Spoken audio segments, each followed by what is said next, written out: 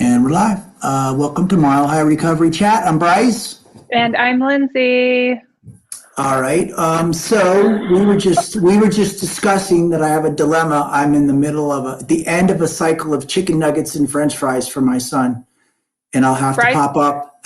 Bryce follows the instructions on the bag to a T. So At 8 minutes, you turn over and you bake for another 8 minutes. So we're in the first cycle of 8 minutes. No, second cycle. So in 4 minutes, I'm going to just get up. I'm going to walk out and I'm going to go get him no matter what's going on. No matter where we are in the conversation, he's leaving us for chicken nuggets. Yeah. So and he'll be right back. Yeah. No one will notice anymore. What's going on with you? Oh my goodness. Well, the snow, just enjoying the comforts of being indoors and working from a computer.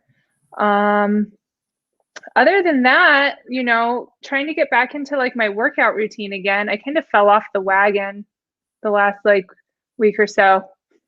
I don't know what, Mercury retrograde. And I'm not using that as an excuse. You fell off the wagon, are you drinking? No. The workout wagon. I'm not. I'm drinking a lot of Waterloos and water now. But yeah, no, I fell off the Peloton wagon. That leaderboard really, those numbers really mess with me when I start seeing my rank fall. So we're back at it. Weren't you doing that 75-day thing? I was doing 75 hard, and you have to work out 2 times a day, 45 minutes each, but one of them has to be outdoors. And I wasn't doing the 45 minutes outdoors. I was instead substituting for a 45-minute Peloton ride, and then I was lifting. My body I'm not meant for 2 workouts a day. So I think one's good, right? Sure. Yeah. I don't do 2. Yeah. What's going on with you? Nothing. It was Oliver's birthday yesterday, 2-year-old birthday party, ice cream cake, pizza. I saw that you had a sparkler in the cake, and his facial expression was a little like, I don't know, I don't know what to do with this. My mother had a sparkler instead of a candle. It kind of shocked everybody, but when it lit up, he really took taking. Kind of shocked everybody. I wasn't ready for a sparkler, so it took everybody aback. Yeah, go mom. The fancy restaurants will do that in birthday cakes, like the big sparklers. Yeah, it was good. Yeah, right on. We've got some really I'm so excited for the guests we have this week. Them. I do. Yeah. Well, I know one of them. I know Keith. Actually, I didn't meet him when he came, but he came and he spoke to our group at treatment. And Melissa. She'll have to pronounce her last name for me, but she's the founder. 5280 High School. My understanding of it, it's a sober campus. It's a sober high school. I think there's more than that to it, but I hear that they're doing really good things. Sarah said that his talk was awesome. So I'm excited. And so let's bring them on. Keith and Melissa. Keith and Melissa. Hey, guys. Hey. How's it going? We're good. How are you guys doing this evening? Yeah, good. Really good. So before we get started, and you can just help us out here, Melissa, how do you pronounce your last name? Mouton. Mouton. It's French. Mouton. It's right on. That's not how I would have done it. A lot of different things. Okay. And so you're the founder, correct, of 5280 High School? Yeah. And Keith, yours is Director of Recovery? I am. Okay. And you came and spoke to our clients, correct? I did. Yeah. Sarah had invited me, and I came and spoke at the IOP a couple of weeks ago. We had a phenomenal time, just sharing my story and talking recovery. And I already knew a couple of the patients that you guys have there currently now from some outside meetings. So it was good to see them, and it was a good time. Good. So you identify you're in recovery yourself? I am. Okay, cool. What about you, Melissa? Yes. Yep. Okay. Right on. All right. So tell me about the school. And I'm going to get up and I'm going to grab some chicken nuggets for my 9-year-old. But you I'll carry it. Tell us the story of the school. All right. It's always good when Melissa starts with religion. I think that's the most important thing to hear is the vision and how she started, and then I will jump in there when she finishes up with that. Yeah, Melissa, I'd love to hear it. Sure, yeah. So essentially 5280 High School it's a free public high school in Denver, and we serve grades 9 through 12, and recovery from addiction. And Okay. yeah, this wasn't really in my plan, and I first had the idea back in 2013, and it took me almost 2 years to reflect on it. I was in a great career. I had no intention of starting a school. But I was in recovery myself, and I was given all the benefits that somebody should have when they're trying to get sober. And I just had this vision for a high school. If we could get kids who are early in their life and help them come to recovery, then we could really have a profound impact, not only on their lives, but on the whole city. And so about 2 years of pushing that idea away, it finally became so strong that I felt like I had to do it. I was compelled. It was my purpose. And so back in, it would have been 2015, I quit my job and started to launch 5280. So yeah, Keith, do you want to say more about what we do? Yeah, so 5280 again it's a substance-free campus, and we have students there who are actually in recovery, and our students work a program of recovery outside of just the school as well. And what we have is the Summit program. The Summit program is a program where we all come together and we sit down and we discuss the principles of recovery, how we can apply those principles of recovery in the classroom, and really our mantra is bring your program to school with you. And there's nothing that's off limits. I mean, we talk about drugs and alcohol and sex and character defects and things that are going on in individuals' programs, different amends maybe some kids have made. But we talk about a little bit of anything and everything. There is nothing that is off limits. Anything goes. And we talk about God. We talk about a higher power of our own understanding.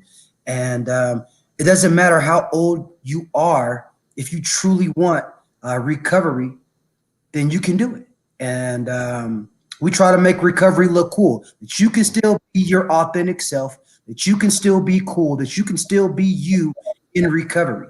So, you know, we ask our students to show up and be their authentic selves and to come as they are, and that it's okay to be in recovery. And I would say we probably have 60 to 70 students right now who are currently in recovery, working a program of recovery. And I would probably say 20 to 25 of those kids already have over a year of sobriety. And we also have a few students who have a couple to several years of recovery as well. And a lot of those are students that came as freshmen to our high school. So I don't even really know where to start. It's one of those ideas that people talk about that go, man, wouldn't it be cool to have like a whole high school that's like sober, right? But nobody, like, how do you monetize it? How do you figure out how to like sustain it? I'm from Baltimore, and when my parents moved out here, I don't know, 20 years ago to the town of Evergreen, and there was a heroin epidemic at the high school in Evergreen. If you got heroin in Evergreen, do you know what I mean? Like, that's kind of an affluent community. So I guess what I want to know is, like, where do your students come from? How do they find you? How do they become enrolled? Yeah, our students actually come from all over Denver. We have people that drive over an hour just to get to 5280 because they value so much being able to go to school where there's no drugs. I don't know if you guys know, but teen culture today is very much a drug culture.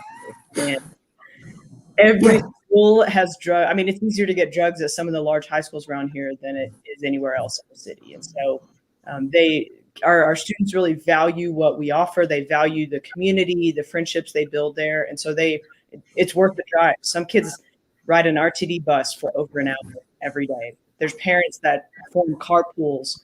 So where one day a week, they'll go late to work and they'll take a whole crew of kids. And then we have kids that drive. And I think we've even had some families from out of state who have moved into Denver just to give their chance to go to 5280. And so I think the desperation out there is real. And pretty much the most common experience we get is when parents finally find us when they come and do a school tour and meet everybody.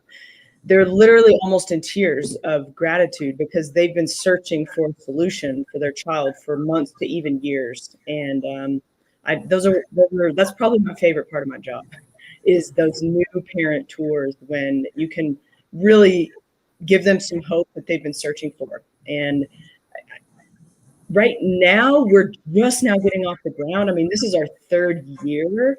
It's really hard to get a school off the ground. And so we're just now getting to a point operationally where we can really start to expand. And so Keith and I are going to be working over the next 12 months to really make sure that we're reaching out to all the communities in Denver and reaching out to a diverse population to make sure that everybody knows about us. We're the only one in town. We're not really competing against anybody, which is nice. So our it's a marketing and it's an outreach issue. It's not a competitive type of thing. So what are the requirements for a student to be accepted into your high school? You want to take that, Keith? Yeah, I will. So one of the most important things is that, a desire, a willingness to want to stay clean and sober. And it's not just sobriety as well. We also have students who deal with self-harm. We also have students who deal with eating disorders as well. So a person who is willing to come to our school and live a healthy lifestyle. And, we ask that our students that are in our recovery program have an outside program of recovery to as well. The high school is not the end all be all for you to be able to be clean and sober. So, then also have a program of recovery outside is also something that we suggest as well to our students. Besides that, it is free to come to our school. And it's somebody who's willing to do something different. It's not your normal high school. We do project-based learning. So it's definitely outside the box. We truly believe in being able to take life skills that you can learn at our school and apply them to when you transition out, to go to trade school or to go to college, whatever the case may be. To give you guys an example, we have a group of kids in math who are doing a business project right now. They're learning how to build their own LLCs.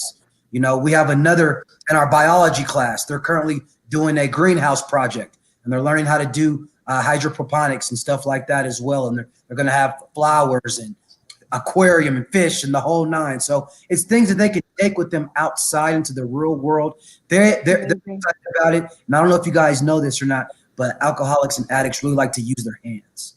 They do. We do. That's a fact. Yeah, I want to go back to high school now and go enroll. And are you taking So in my experience, we're doing treatment, right? And so usually when someone interfaces with the healthcare system for the first time, there's been a crisis. There's been an overdose. Somebody's been arrested. You know what I mean? Something terrible has happened. Is that the case for you guys too? Yes, typically. Sometimes we get referrals from treatment.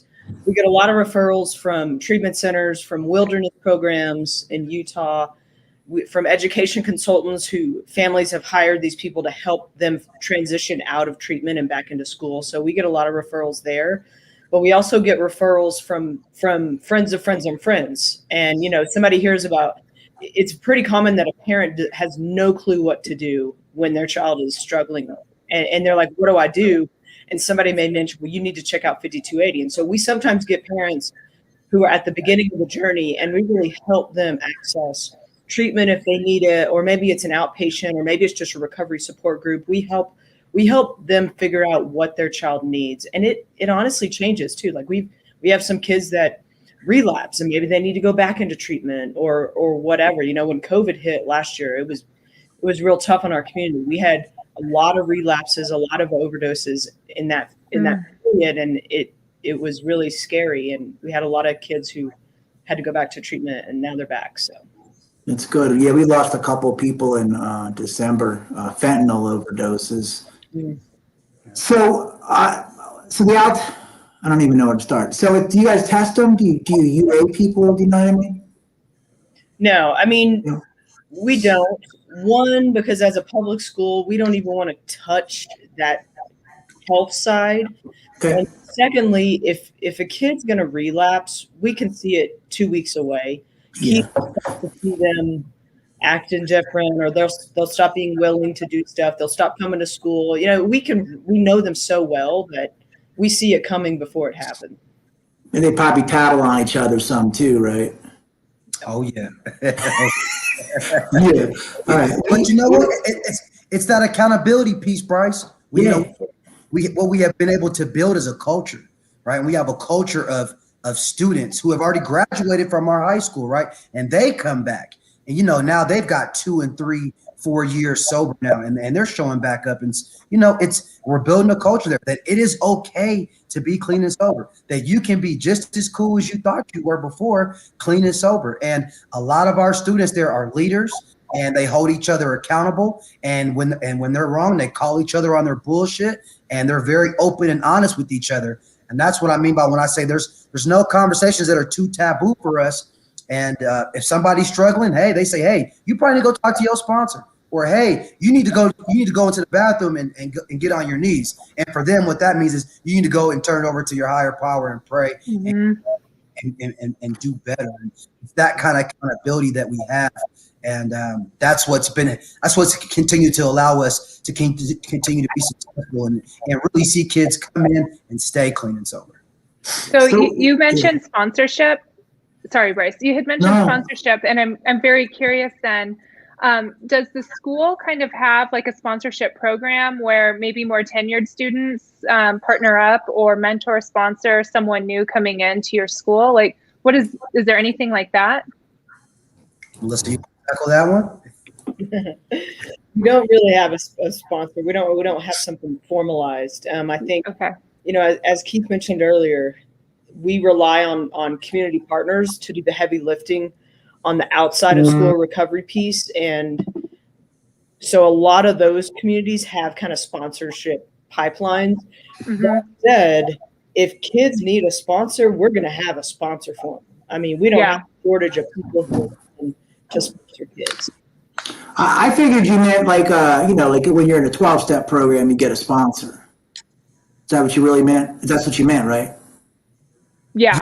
Yeah. So I would talk to your sponsor. Yeah. I would say 95% of our students in recovery are in a 12-step fellowship.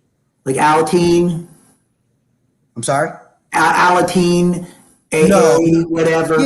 Yeah. But the big thing in town is Full Circle, enthusiastic sobriety. Oh, okay, cool. Yeah, we do that in our sober house. Like, you have to do outside meetings. You know, we can have some meetings in the house, but you got to do it outside, because when you leave here, that's going to be your community. You know what I mean? Like, that's the heart and soul of what we do, is like the recovery community of Denver. And if we can plug them into that, then they have a shot, in my opinion. And also, you said you guys talk about principles. Yeah. So you're developing their character. And I think that's really important, you know. And you mentioned leaders, the accountability piece. And so they're learning, like, you know, you're developing young men and young women of character. That's it. Yeah. That's where it starts, right? And I also learned this recently, because we have a lot of people that end up, in our continuum, that have been to treatment 5, 6, 7 times and don't have a high school diploma, but they're over 18. And, you know, one thing they can do is get a GED, but we're sending them to you now to get their diploma.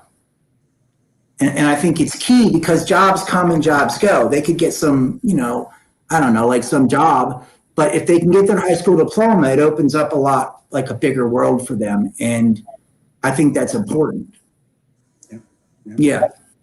I agree. And you know, for us, a lot of our students that have been referred to us in the past, it's because their parents had access insurance, and they had access to be able to sit down with somebody in treatment. But there's a whole nother set of people, right? The underserved communities who do not have any idea about if they have a youth who's dealing with alcohol or drug addiction or self-harm. They don't have any resources they can tap into. And those are the families that we also want to let them know that we're here and that we're available. You know, for me growing up in the Black community, to admit that you're an alcoholic and or a drug addict is very taboo. It's not something that people want to talk about, and it's tough. It's tough. And really, we're taught that you need to figure stuff out like this on your own. And it's not okay to ask for help. It's not okay to say, hey, I'm struggling with some things and I want to get better and I don't know how to do it, right? And you're supposed to figure this out on your own. And I want families to know that you don't have to figure this out on your own and that there is alternatives there and people who are willing to be of service to your child and say, hey, I know what you're dealing with. I know what you've been through. You know, I come from that gang lifestyle, that gang culture. I've been there. I've done that. I've been blessed to come out the other side of it. And they also understand that I had a problem with drugs and alcohol. And until I was able to deal with that and recover from that seemingly hopeless state of mind and body, right, I was no good to anybody, not my kids, not my family, not anybody. And I want other families and other kids who look like me, Latino family community, who don't know that these opportunities are there for them as well. So they don't have to go down the path that I have to go down. They don't have to go to jail. They don't have to go to prison. They don't have to do the things that we have to go through, and that it's okay to say, hey, I got a problem and I need some help. And I also want those families to know that we're available to be of service to them as well. Yeah, I'm from, like I said, I'm from Baltimore, and you know, it's different. There's more people of color in 12-step meetings there. I came out here, it's different, right? And so, but it's and willpower doesn't work. So like that belief that I just got to help myself, you know, if we could do that, you guys wouldn't even know me right now. but like sometimes you just need to give them permission. Like you said, it's okay. It's not cool to like be in recovery. Like just give them permission to say, God, I need help, you know, and people will like hear that and reach out, you know? Yes, sir. Yeah. You had mentioned, oh yeah, Keith, ahead. you had mentioned like a part of the curriculum at 5280 High School is talking through like almost like a 12-step program, right? And I think that's so important when we think about like kids coming up in the world, and now through your high school, they have like these skill sets that aren't like, you know, job related. They're not, you know, like tied to a monetary outcome. You're producing humans that are equipped to handle life. And they're doing so without this premise of I have to put on a mask and I have to abide by like these societal standards that, like, you know, for me, for a long time, you know, I know when I was in high school, that's like when the ego took over. That's when like I felt like it was not okay to just be like Lindsay. It wasn't, something about me was wrong, and I needed to pretend to be something that I thought was acceptable. So I think that's so important that a part of your curriculum is dismantling this false sense of identity, this false ego, and really equipping them to go out into the world as highly functioning, authentic people. Yeah. Yeah. You want to speak some more to that? I mean, that was really what Melissa's vision was when she started the school. Yeah, sure. I think, you know, when you think about what the purpose of a school, purpose of public education, you know, a lot of people think it's the math, it's the science, you know, but we're in 2020. No, we're in 2021. If you need to know something, what do? You Google it or you search it on your phone. So I think the old school style of education, which is about assimilating facts and memorizing things, is really irrelevant. And, you know, you talked about those soft skills about kids being able to communicate well, to ask for help, to advocate for themselves, all those things.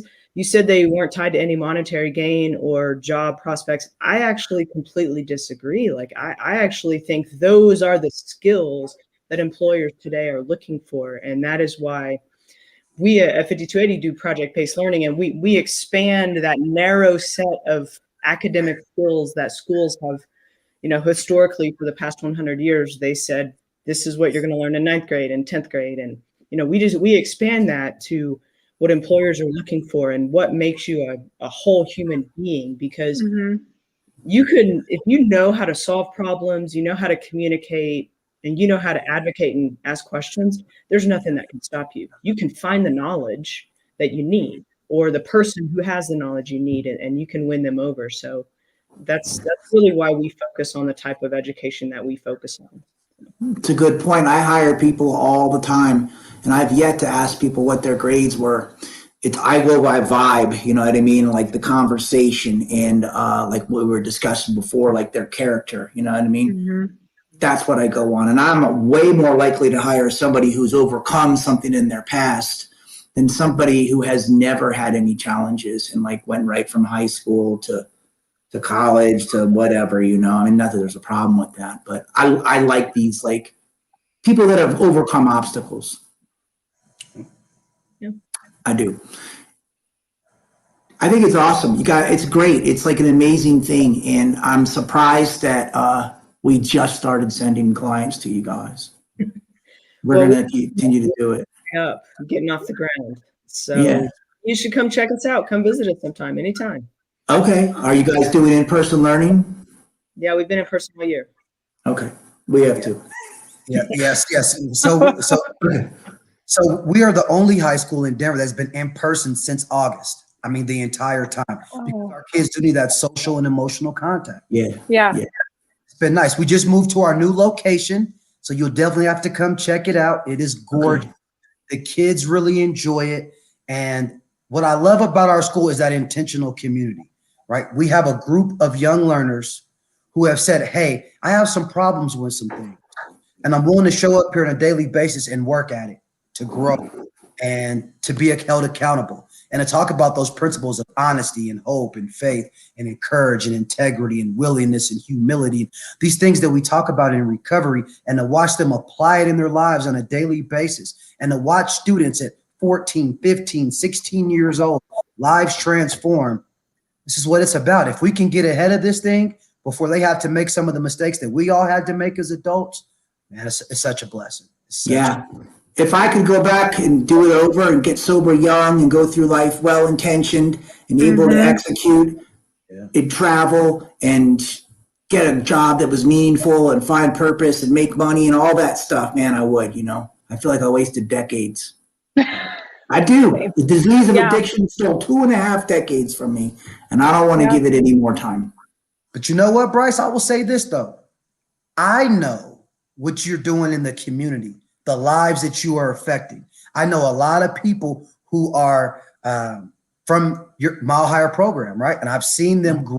I've seen them be involved in TSRA. I've seen them be involved in the different things that you guys do in the community for your clients. And at the end of the day, you may feel like you've wasted some time, but honestly, you came right on time. Yeah, well, thanks. Right when it was time and when you were needed in the community. And that's what it's about. I think about it, and I think about what I had to go through to get right here to where I'm at in my life today. And you know what? I wouldn't go back and change it.